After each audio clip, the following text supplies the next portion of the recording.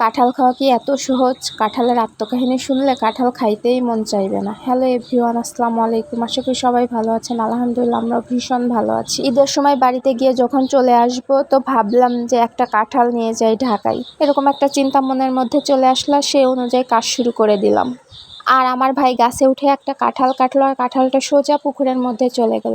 এবার নিচে নেমে সেই কাঁঠালটা আবার পুকুর থেকে তোলা হলো। তবে কাঁঠালটা অনেক বড় ছিল এবং ওজনেও অনেক ছিল।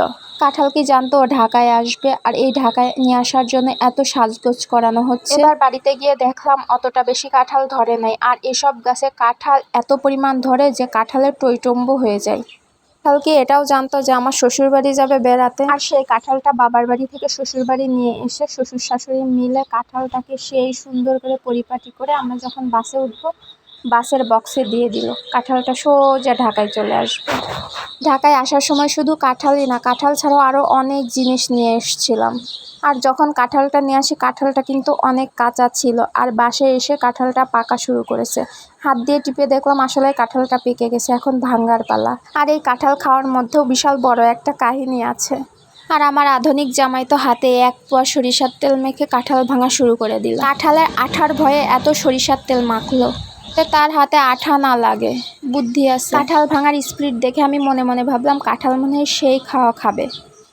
আমাদের বাড়ির গাছের কাঁঠাল খেতেও অনেক মিষ্টি এবং রুয়াগুলো অনেক বড় বড় হয়। এসব কাঁঠাল অনেক বড় বড় হয়, এবার একটু ছোট ছোট কাঁঠালই হয়েছে। তবে কাঁঠালটা আমার খুব বেশি ভালো লাগে না, তবে 2-1টা রুয়া খাই। যেহেতু বাড়ি থেকে কষ্ট করে টেনে ঢাকায় নিয়ে আসছি, কাঁঠাল তো খাইতেই হবে, না খাইলে হবে।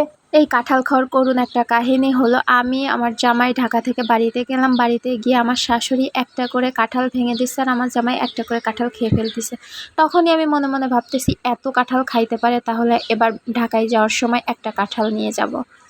জামাইকে মন প্রাণ দিয়ে কাঁঠাল খাওয়াবো, সেই চিন্তায় মাথায় ঘুরপাক খাচ্ছিল। বাসায় আমার শাশুড়ি যে কাঁঠালটা ভেঙে ভেঙে ছেলেকে খাওয়াচ্ছিল, সেই কাঁঠালটা অনেক ছোট ছিল আর রুয়াগুলো অনেক ছোট ছোট ছিল। খাইতেও অনেক মজা লাগতেছিল, কেমন যেন একটু নরম নরম টাইপের। আর আমরা বাড়ি থেকে যে কাঁঠালটা নিয়ে আসছি এটা হচ্ছে একটু শক্ত শক্ত টাইপের। এক কথায় এটা হচ্ছে খাজা কাঁঠাল। এমনিতেই আমাদের গাছের কাঁঠাল অনেক মিষ্টি হয়, এই কাঁঠাল মুড়ি দিয়ে খেতে অনেক মজা লাগে। আমি তো মুড়িও অলরেডি নিয়ে নিয়েছি, আর মুড়ি দিয়ে কাঁঠাল খাওয়ার মজাটাই অন্যরকম থাকে। আমাদের বাড়ির গাছের কাঁঠাল নেওয়ার জন্য আমাদের গ্রামের লোক আগে থেকে সিরিয়াল দিয়ে রাখে, মানে আমার আব্বুর কাছে আগে থেকে বলে রাখে যে আমাকে একটা কাঁঠাল দিও। আর এই কাঁঠাল ভেঙে আমার জামাই তো আর খাইতে পারে না। তো আমি তখন বলতেছি বাড়িতে তুমি এত এত কাঁঠাল খাইলে আর এখন তুমি কাঁঠাল খাইতে পারতেছো না, বিষয়টা কি? তখন আমার জামাই মনে খুব কষ্ট নিয়ে বলল বাড়ির কাঁঠালের রুয়া অনেক ছোট ছোট ছিল, তাই অনেক খেতে পেরেছে, আর এই কাঁঠালের রুয়া অনেক বড় বড়, এই জন্য খেতে পারে না। হাস্যকর কথা না? আর গল্প করতে করতে জামাইয়ের সাথে পাল্লা দিয়ে অনেকগুলো রুয়া খেয়ে ফেলেছি। পাশের বাসার ভাবিকেও 1 বাটি রুয়া দিয়ে আসলাম, যাতে তারাও খেয়ে উপভোগ করতে পারে যে আসলে কেমন টেস্ট। এত বড় একটা কাঁঠাল কোনোভাবেই তো নষ্ট করা যাবে না, খেয়ে শেষ করতেই হবে যেভাবেই হোক।